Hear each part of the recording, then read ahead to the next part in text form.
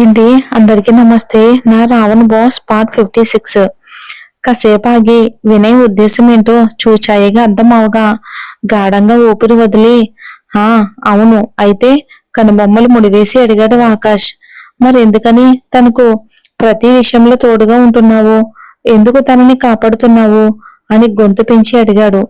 వినయ్కి జరిగిన విషయాలేవీ తెలియదు కదా అని మనసులోనే అనుకుంటూ నేనెప్పుడు కాపాడ్డాను అని అన్నాడు చిరాగ్గా ఆకాష్. మరి తనకు జ్వరం వస్తే నువ్వు టాబ్లెట్లు ఇస్తావు, నీకేదైనా అయితే తను తినిపించాలి, ఇంకెవరు నీ నీడను కూడా తాకకూడదు, కానీ ఆమెను మాత్రం నువ్వు పూర్తిగా హత్తుకుంటావు, అవసరమైతే ముద్దు కూడా పెట్టుకుంటావు అని కనుబొమ్మలు ఎగిరేశాడు. అది కూడా ముందు ఎవరున్నారు అనేది చూడకుండా చేస్తావు. ఆమెకు కన్నీళ్ళు వస్తే నువ్వెందుకో చూడలేవు, ఆమె ఏడిస్తే తట్టుకోలేవు, అలిగితే బ్రతిమాలతావు, బాధపడితే ఓదారుస్తావు.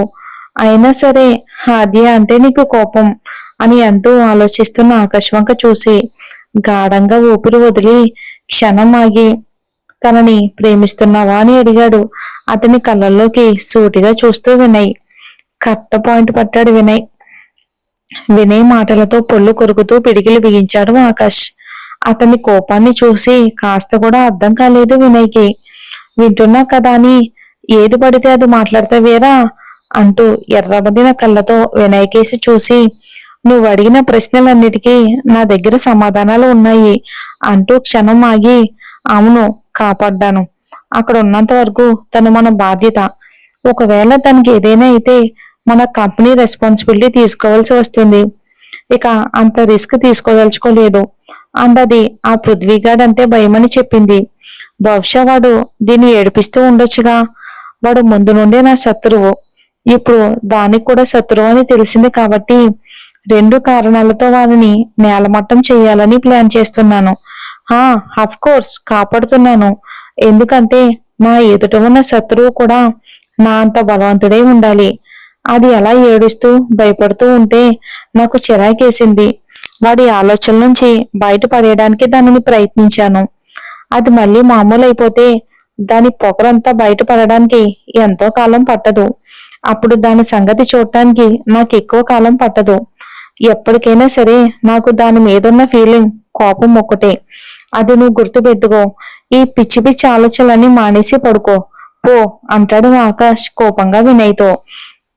ఇక అతని మాటల్ని విన్నాక కూడా నమ్మకం కుదరలేదు వినయ్కి. కానీ ఇంకేం ప్రశ్నలు అడిగినా అతడున్న మూడ్కి సమాధానం చెప్పకపోగా మళ్ళీ తనని తిరిగి కోప్పడతాడని వినయ్కి తెలుసు. సో కాబట్టి ఇక నిశ్శబ్దంగా అక్కడి నుండి కిందకొచ్చేశాడు వినయ్.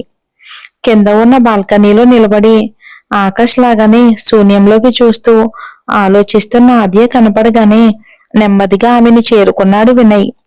గొంతు సవరించుకున్నట్లు శబ్దం చేసి హాయ్ ఆద్య అన్నాడు ఉత్సాహంగా. తను కూడా తిరిగి హాయ్ చెప్పింది నీరసంగా. ఇద్దరు ఎందుకో ఒకేలా ఉన్నారు, ఒకేలా కోపడతారు, ఒకేలా ఆలోచిస్తారు. వీళ్ళిద్దరి మధ్య అసలు ఎలాంటి భావాలున్నాయి, అసలు ఎలాంటి బంధం ఉందో అని అనుకుంటూ ఆమె వైపే తదేకంగా చూశాడు వినయ్ కాసేపు. ఆద్య వినయ్ చూపులను గమనించి ఏంటి వినయ్ ఏమైనా మాట్లాడాలా అని అడిగింది నింపాదిగా. ఆమె మాటలతో కాసేపు ఆగి గాఢంగా నిట్టూర్పు విడిచి మాట్లాడే విషయాలు చాలానే ఉన్నాయి, కానీ నాకు ఎలా మొదలు పెట్టాలో, ఎక్కడ నుండి మొదలు పెట్టాలో తెలియడం లేదు ఆద్య అని ఆమె వంక చూశాడు వినయ్. ఆశ్చర్యంగా చూసింది ఆద్య వినయ్ మాటలకి. దేని గురించి అని అడిగింది ఆద్య చిన్నగా. నిజం చెప్పాలంటే అది కూడా తెలియడం లేదు. ప్రేమ గురించి మాట్లాడాలో లేక ద్వేషం గురించి మాట్లాడాలో అంటూ బలవంతంగా ఒక చిరునవ్వు నవ్వి ఆమె వంక చూపు నిలిపి ఆకాష్ గురించి నీ అభిప్రాయం ఏంటి ఆద్య అంటూ అడిగాడు. ఆ ప్రశ్నతో ఆమె కనుబొమ్మలు ముడిపడగా కళ్ళు చిన్నవి చేస్తూ అతని మీద నా అభిప్రాయం ఏంటో నీకు తెలీదా అని ఎదురు ప్రశ్నించింది ఆద్య వినయ్ని. ఒకప్పుడు తెలిసినట్లే ఉండేది, ఇప్పుడు మాత్రం బొత్తిగా అర్థం కావట్లేదు అంటూ తనని వింతగా చూస్తున్న ఆద్య వంక చూసి చిరునవ్వు నవ్వి వాడితో కొద్ది రోజులు ఉంటే నువ్వు కూడా వాడిలా అయిపోతావు అనుకుంటే వాణ్ణి నీలా మార్చి తీసుకొచ్చావు అన్నాడు వినయ్. నేనే మార్చాను వినయ్ గారు, అప్పటి వరకు వినయ్ వంక చూస్తుందల్లా ఆ మాటతో మళ్ళీ శూన్యంలోకి చూపులను మార్చింది. ఆమె అలా చేయగానే ఆద్యకి కుడి పక్కన ఉన్న వినయ్ నెమ్మదిగా మరో పక్కకి కదులుతూ, ఆద్య, ఆకాష్ నాకు చిన్నప్పటి నుండి తెలుసు. కానీ ఇప్పటికీ కూడా వాడి ఇష్టాలు ఏమిటో నాకు అసలు స్పష్టంగా తెలియనే తెలియదు. ఎందుకో తెలుసా ఆద్య అంటూ ఆమె ముఖంలోకి చూసి ఆమె వినయ్ వంక చూడగానే, వాడికి నీలానే జీవితాన్ని రహస్యంగా ఉంచుకోవటం ఇష్టం ఆద్య. వాడి సంతోషాలను పంచుకున్నంత తేలిగ్గా దుఃఖాలను ఎప్పుడూ పంచుకోడు. ఒంటరితనం నేర్పిన పాఠమో లేక ఇంకేదైనా అనుభవం నేర్పిన పాఠమో నాకు తెలియదు గాని వాడి కోపం, అహంకారాల వెనుక ఎవ్వరూ గుర్తించలేని సున్నితత్వం ఉంది. ఇదంతా నాకెందుకు చెప్తున్నావు అని అడిగింది ఆద్య. నువ్వు తెలుసుకోవాలి ఆద్య. ఎందుకంటే నీతో ఉన్నంత కోపంగా వాడు ఇంతకు ముందు ఎవ్వరితోనూ లేడు. అలాగే నీతో ఉన్నంత ప్రేమగా కూడా ఎవ్వరితోనూ ఉండలేదు అని అంటూ ఆమె ముఖంలోకి చూశాడు వినయ్.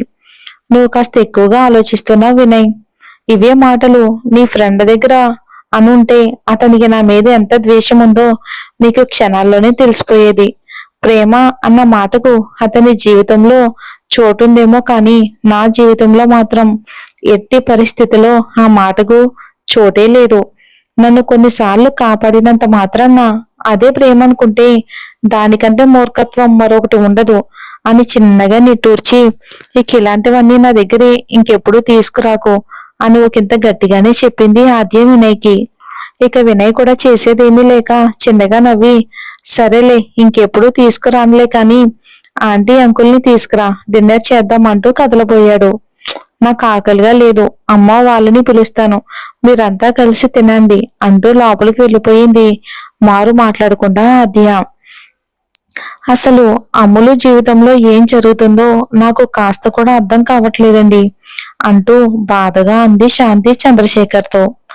పక్కనే టేబుల్ దగ్గర కూర్చుని ఆయన ల్యాప్టాప్ లో పని చేసుకుంటున్న చంద్రశేఖర్ గారు ఒక్కసారిగా శాంతి మాటలతో గాఢంగా ఊపిరి వదిలి ఆమె వంక తిరిగాడు. ఎందుకు ఎప్పుడు కంగారు పడుతుంటావు శాంతి?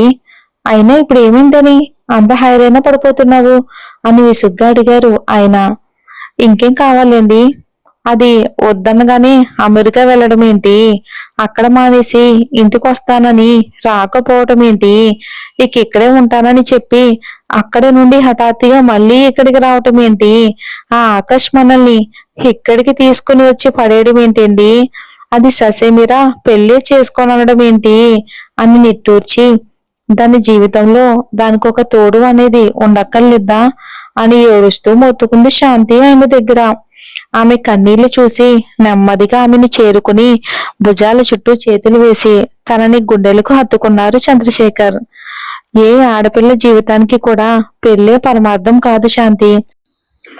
జీవితాంతం కలిసి బ్రతికేంత నమ్మకం ఉన్న తోడు దొరికినప్పుడే తను పెళ్లి చేసుకోవాలి. పెళ్లి పెళ్లి అని మనం బాధపడాల్సిన అవసరం ఏ మాత్రం లేదు శాంతి. అలాంటి తోడు ఎప్పుడో ఒకప్పుడు అందరి జీవితాల్లోని తప్పకుండా దొరుకుతుంది. అలాగే మన అమ్ముల జీవితంలో కూడా అలాంటి ఓ మనిషి ఖచ్చితంగా ఎదురవుతాడు. నాకు ఆ నమ్మకం తప్పకుండా ఉంది అన్నారు ఆమె తల నిమురుతూ.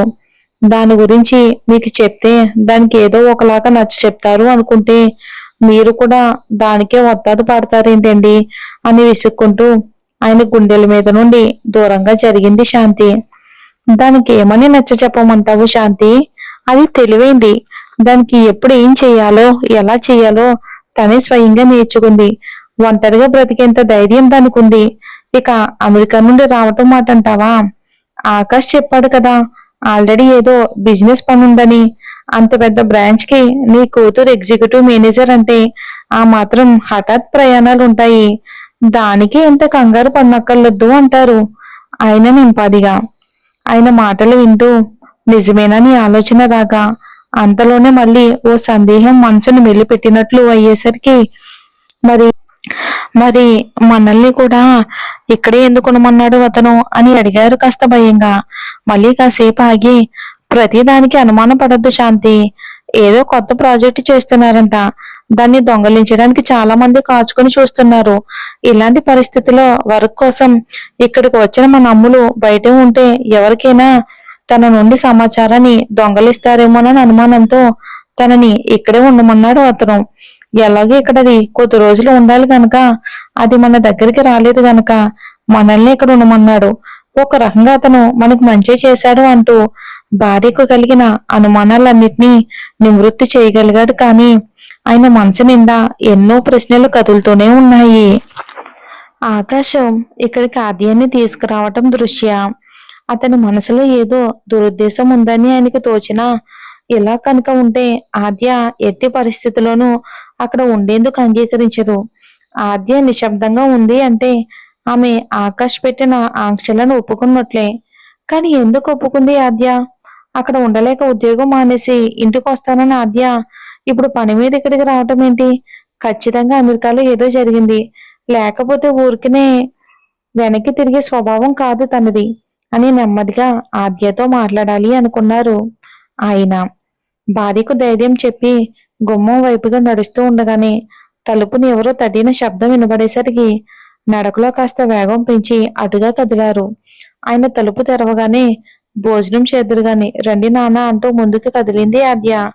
దాంతో తిన్నాక మాట్లాడొచ్చని శాంతికి కూడా విషయం చెప్పి ఆమె ఆకలిగా లేదన్నా వినకుండా నచ్చ చెప్తూ తీసుకొచ్చారు. డైనింగ్ టేబుల్ మీద పనివాళ్ళన్నీ సర్దుతూ ఉంటే ఆద్య ఆకాష్ ఇద్దరూ రాకపోవటం చూసి ఇక వాళ్ళేరని వినయ్ని అడిగారు. ఆకాష్ ముందే తినేశాడని చెప్పి ఆద్య ఆకలిగా లేదని చెప్పిందని చెప్పాడు వినయ్.